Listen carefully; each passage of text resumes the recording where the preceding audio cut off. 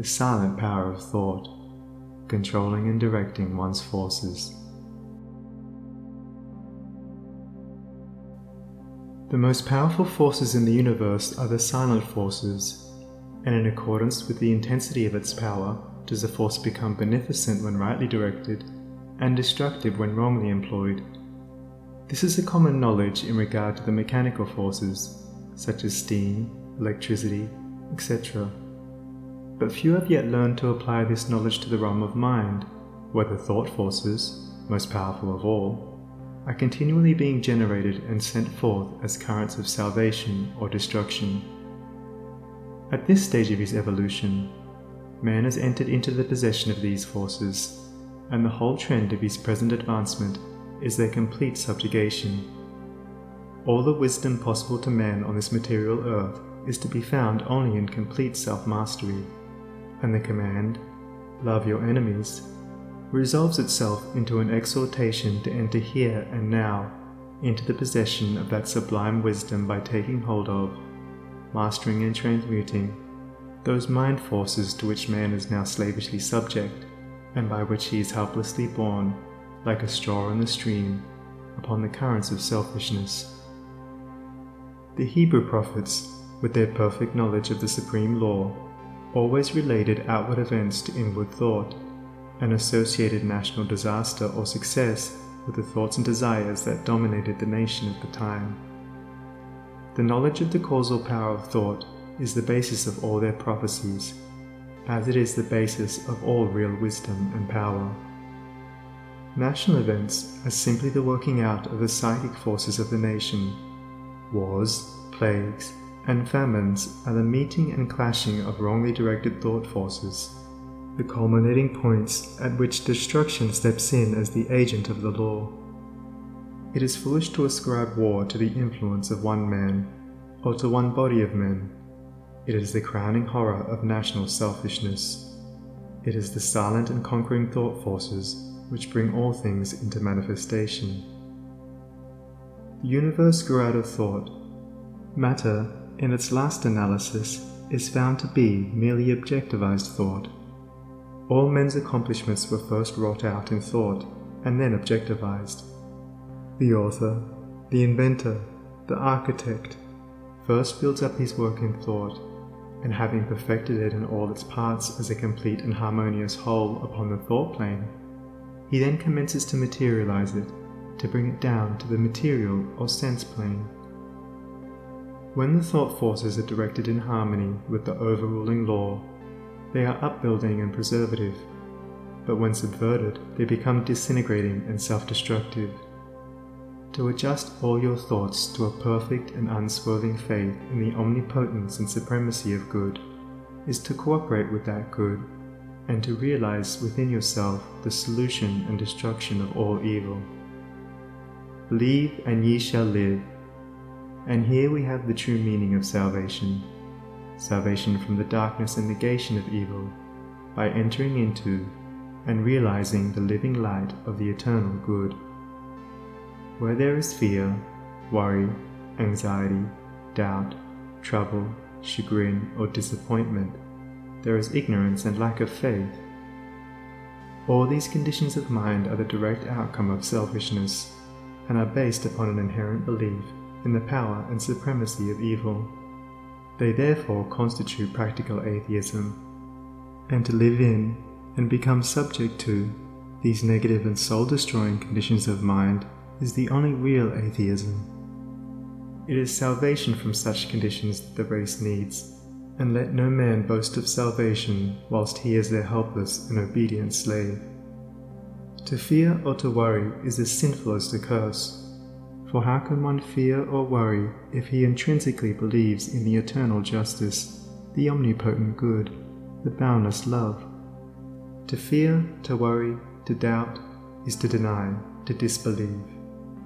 It is from such states of mind that all weakness and failure proceed, for they represent the annulling and disintegrating of the positive thought forces which would otherwise speed to their object with power and bring about their own beneficent results. To overcome these negative conditions is to enter into a life of power, is to cease to be a slave.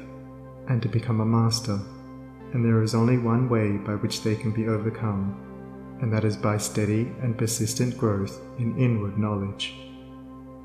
To mentally deny evil is not sufficient. It must, by daily practice, be risen above and understood. To mentally affirm the good is inadequate. It must, by unswerving endeavor, be entered into and comprehended. The intelligent practice of self-control quickly leads to a knowledge of one's interior thought forces, and, later on, to the acquisition of that power by which they are rightly employed and directed.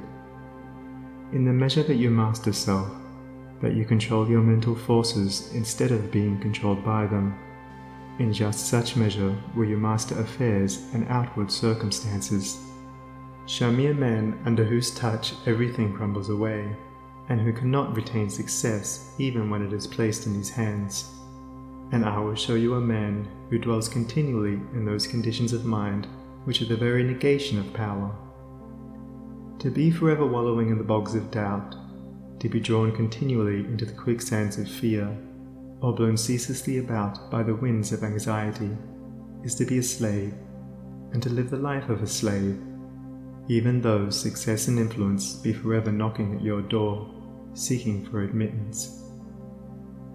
Such a man, being without faith and without self-government, is incapable of the right government of his affairs, and is a slave to circumstances, in reality a slave to himself. Such are taught by affliction, and ultimately pass from weakness to strength by the stress of bitter experience. Faith and purpose constitute the motive power of life. There is nothing that a strong faith and an unflinching purpose may not accomplish. By the daily exercise of silent faith, the thought forces are gathered together, and by the daily strengthening of silent purpose, those forces are directed toward the object of accomplishment. Whatever your position in life may be, before you can hope to enter into any measure of success, usefulness, and power, you must learn how to focus your thought forces by cultivating calmness and repose. It may be that you are a businessman, and you are suddenly confronted with some overwhelming difficulty or probable disaster. You grow fearful and anxious, and are at your wits' end. To persist in such a state of mind would be fatal, for when anxiety steps in, correct judgment passes out.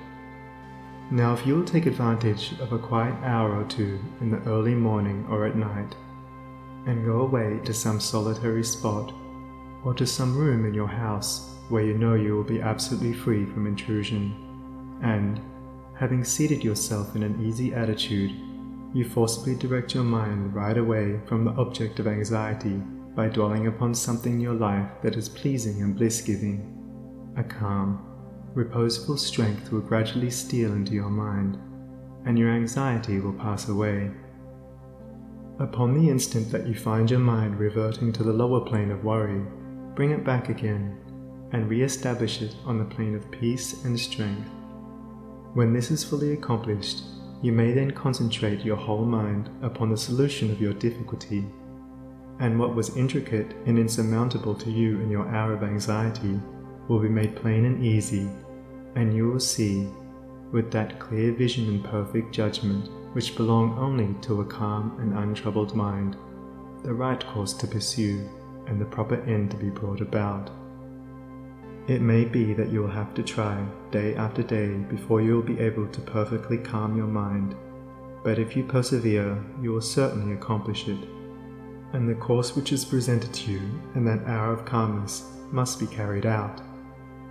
Doubtless, when you are again involved in the business of the day, and worries again creep in and begin to dominate you, you will begin to think that the course is a wrong or foolish one. But do not heed such suggestions. Be guided absolutely and entirely by the vision of calmness, and not by the shadows of anxiety. The hour of calmness is the hour of illumination and correct judgment. By such a course of mental discipline, the scattered thought forces are reunited and directed, like the rays of the searchlight, upon the problem at issue, with the result that it gives way before them. There is no difficulty, however great, but will yield before a calm and powerful concentration of thought, and no legitimate object but may be speedily actualized by the intelligent use and direction of one's soul forces. Not until you have gone deeply and searchingly into your inner nature, and have overcome many enemies that lurk there, can you have any approximate conception of the subtle power of thought, of its inseparable relation to outward and material things, or of its magical potency when rightly poised and directed in readjusting and transforming the life conditions. Every thought you think is a force sent out, and in accordance with its nature and intensity will it go out to seek a lodgment in minds receptive to it, and will react upon yourself for good or evil. There is ceaseless reciprocity between mind, and a continual interchange of thought forces. Selfish and disturbing thoughts are so many malignant and destructive forces, messengers of evil, sent out to stimulate and augment the evil in other minds, which in turn send them back upon you with added power. While thoughts that are calm, pure, and unselfish are so many angelic messengers sent out into the world with health, healing, and blessedness upon their wings, counteracting the evil forces, pouring the oil of joy upon the troubled waters of anxiety and sorrow, and restoring to broken hearts their heritage of immortality.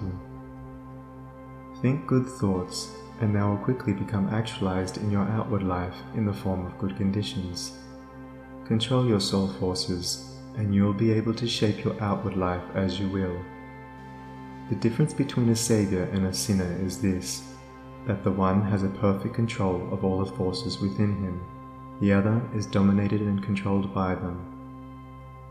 There is absolutely no other way to true power and abiding peace, but by self-control, self-government, self-purification.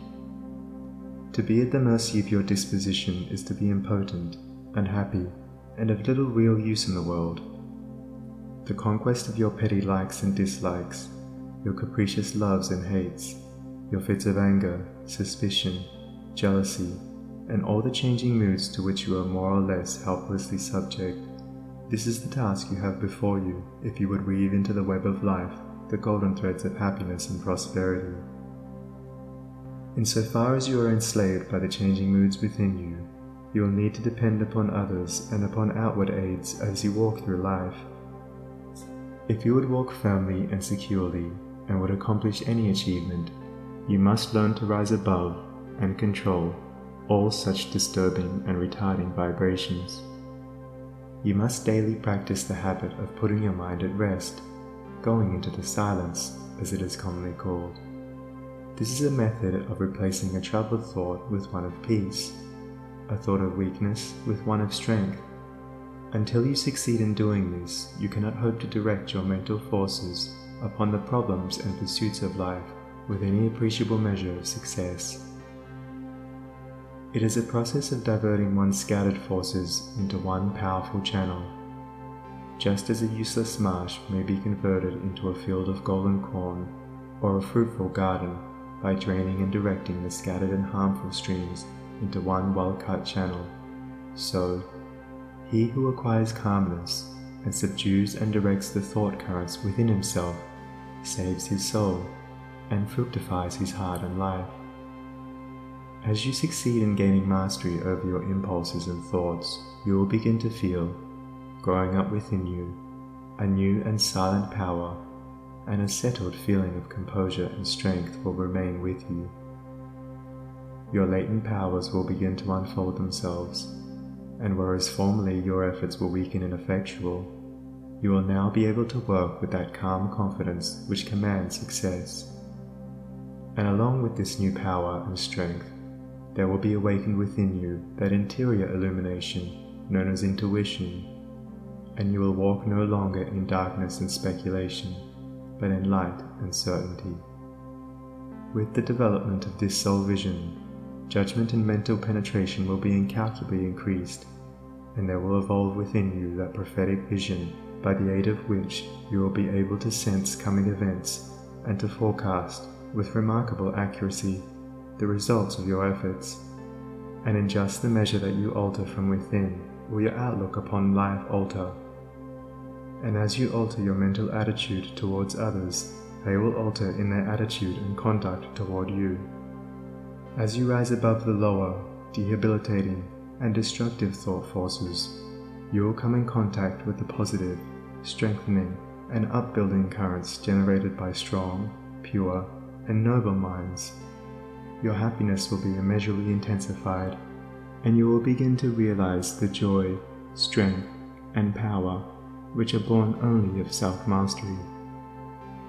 And this joy, strength, and power will be continually radiating from you, and without any effort on your part, nay, though you are utterly unconscious of it, strong people will be drawn toward you, influence will be put into your hands, and in accordance with your altered thought world, will outward events shape themselves.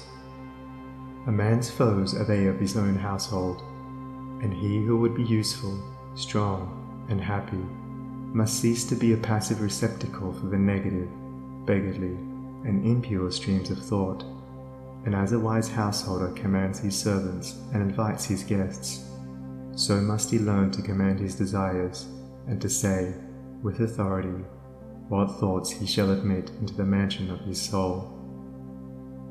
Even a very partial success in self-mastery adds greatly to one's power, and he who succeeds in perfecting this divine accomplishment enters into possession of undreamed-of wisdom and inward strength and peace, and realizes that all the forces of the universe aid and protect his footsteps who is master of his soul.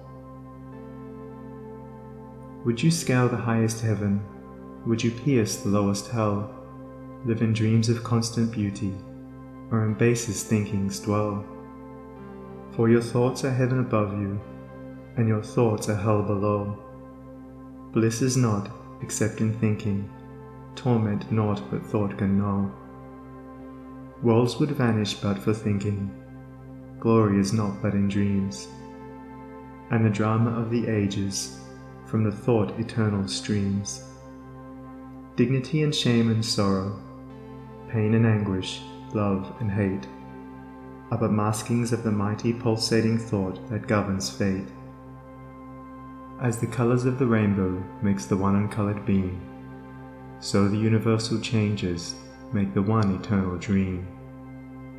And the dream is all within you, and the dreamer waiteth long for the morning to awake him to the living thought and strong, that shall make the ideal real, make to vanish dreams of hell, in the highest, holiest heaven, where the pure and perfect dwell. Evil is the thought that thinks it, good the thought that makes it so. Light and darkness, sin and pureness, likewise out of thinking grow. Dwell in thought upon the grandest, and the grandest you shall see. Fix your mind upon the highest, and the highest you shall be.